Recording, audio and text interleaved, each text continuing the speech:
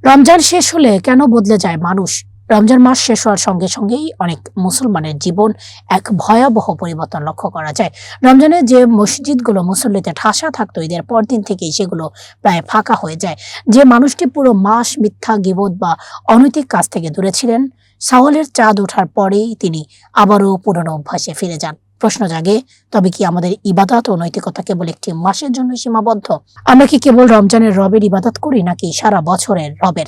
ধর্মীয় ধারণার ভুল প্রয়োগ সমাজের একটি বড় সমস্যা হলো ধর্মকে নির্দিষ্ট কিছু অনুষ্ঠান বা সময়ের ফ্রেমে বেঁধে ফেলা।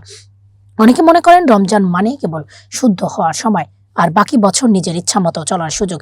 এই ধারণাটি ইসলামিক দর্শনের সম্পূর্ণ বিপরীত। একটি বিশাল জনগোষ্ঠী মাত্র ৩০ দিনের মধ্যে নিজের নফস বা প্রবৃত্তিকে জয় করার পর আবার পরাজয় বরণ করে।